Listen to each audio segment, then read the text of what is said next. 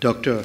Amarendra Khatwa, Dr. James Glover, the inspiration behind today's conference, Professor Shobhashachi Bashure Choudhury, Shri Gautam De, friends, academics, intellectuals, this massive collection of brain power that we see today. Friends who are present, and indeed an equally warm welcome to some friends who were supposed to be present but could not for some reason or the other make it to our conference. Before I begin, I must thank the gentleman introducing the subject to note quite rightly that I've been invited here for some marginal expertise I may have in English rather than mathematics.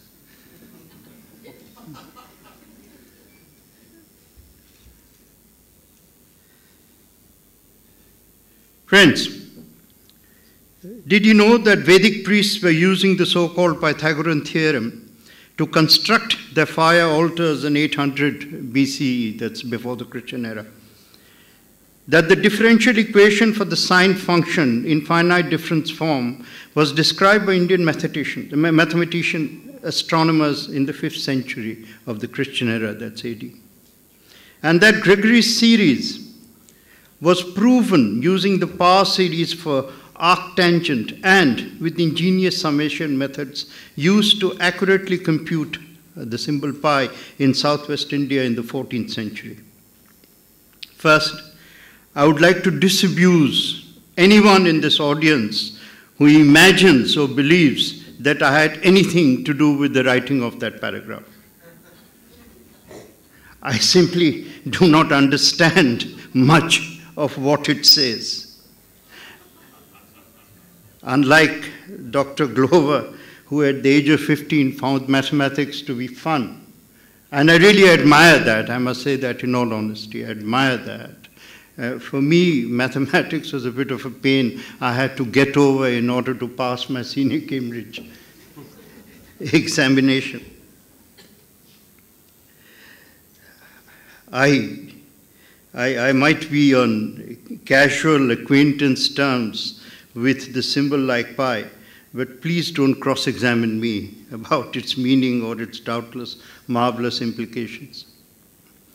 The paragraph that I began my remarks with comes from David Mumford's review of Kim Plouffer's book, Mathematics in India, which was published by Princeton University Press in 2009. Mumford is professor of applied mathematics at Brown University.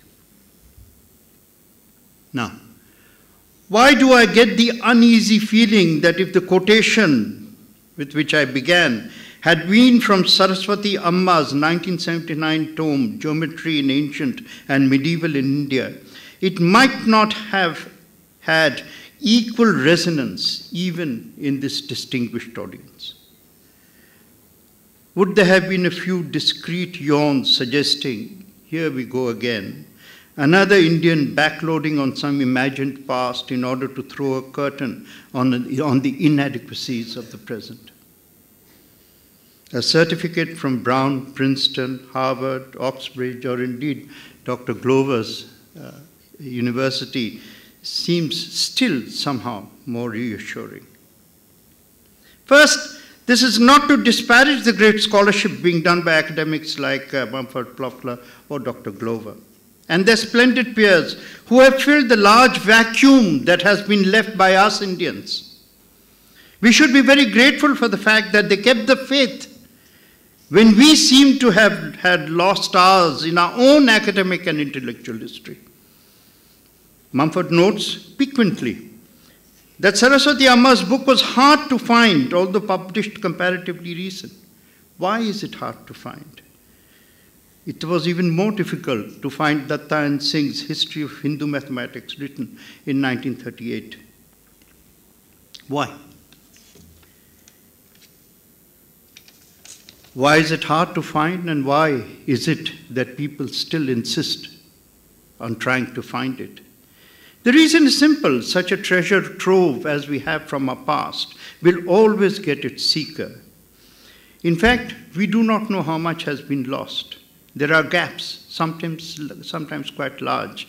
In the calendar between Panini, Pingala, Baudhanya, Aryabhatta, Brahmagupta, Kanka was the scholar from Ujjain who was invited to Baghdad to lecture on arithmetic and astronomy and whose work was translated by Al-Farazi, very famous. Mahavira, Sridhara in the 9th century and Bhaskara in the 20th, or Madhava of the 12th of the Kerala school in the 15th century.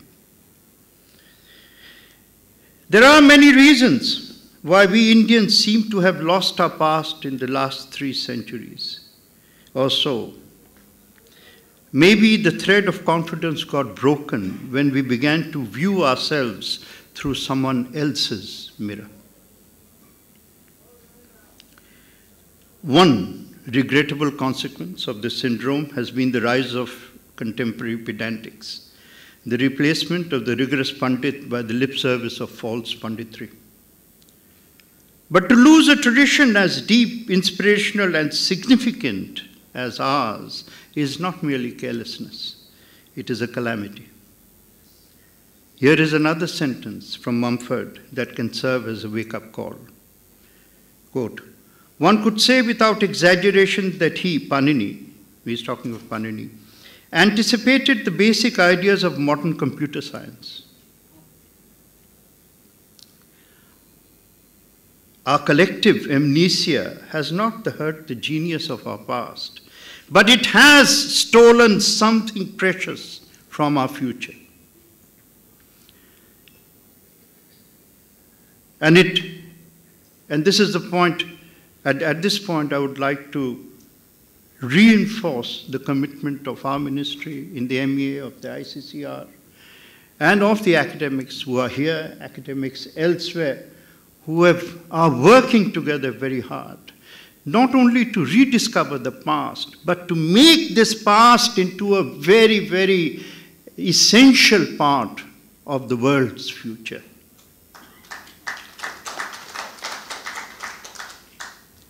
Our ancestors understood the true meaning of Ved.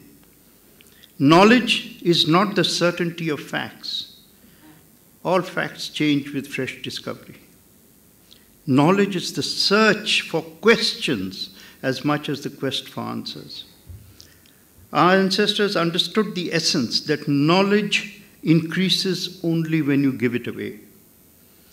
They shared this wealth with Babylonians and Arabs, lords and caliphs, who too were in thirst for wisdom, who too were thirsty for wisdom. Our ancestors found mathematics in the stars, and through the science of astronomy grew an ancillary industrially, the myriad arts of astrology with their endless fascination for prince and pauper and the many hierarchies in between. For me, nothing is more profound than Shunya.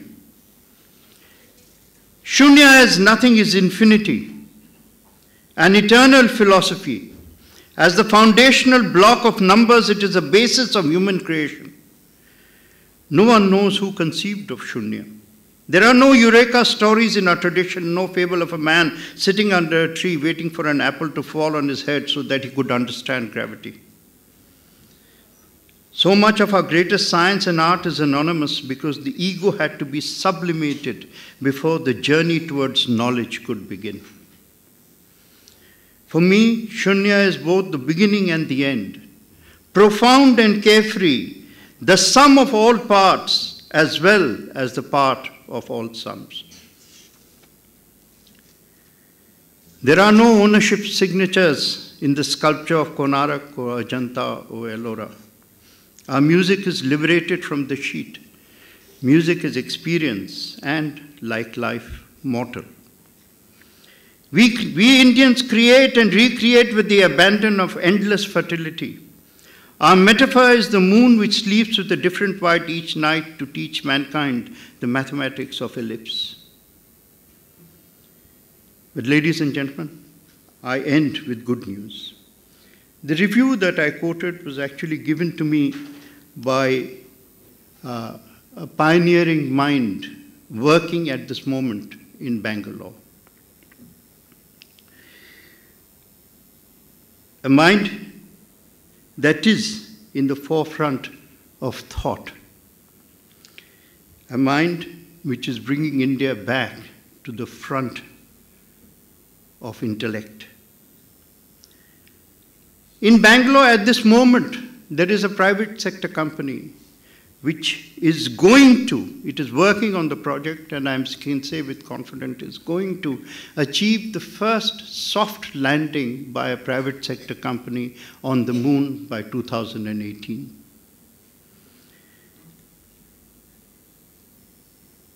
Panini must be smiling again.